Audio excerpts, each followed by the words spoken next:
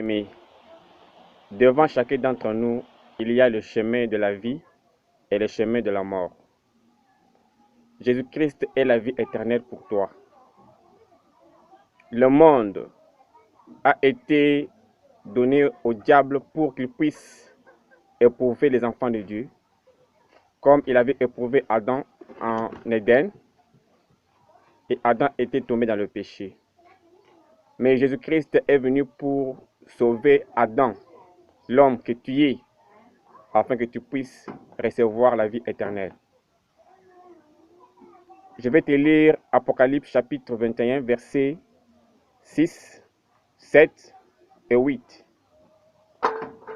Et il me dit, c'est fait, je suis l'alpha et l'oméga, le commencement et la fin. À celui qui a soif, je donnerai de la source de l'eau de la vie gratuitement. Celui qui vaincra héritera ces choses. Je serai son Dieu et il sera mon fils.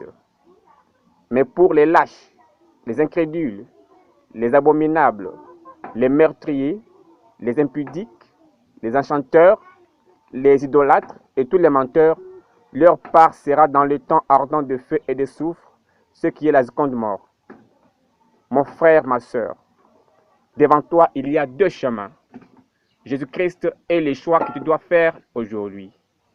Je viens te dire aujourd'hui, sans la repentance, sans la nouvelle naissance, nul ne verra le Seigneur, comme il avait dit à Nicodème, que si un homme n'est né de nouveau, il ne peut voir le royaume de Dieu. C'est pourquoi aujourd'hui, donne ta vie à Jésus, cherche la nouvelle naissance, sanctifie ton âme. Tu dois te revêtir de la sanctification dans ton âme, car Jésus-Christ revient bientôt pour recevoir son épouse dans les airs. Tu dois faire partie de ceux-là qui sont enlevés à la rencontre du Seigneur dans les airs, comme il est écrit dans 1 Thessaloniciens chapitre 4, versets 17 à 18. Que Dieu puisse te bénir.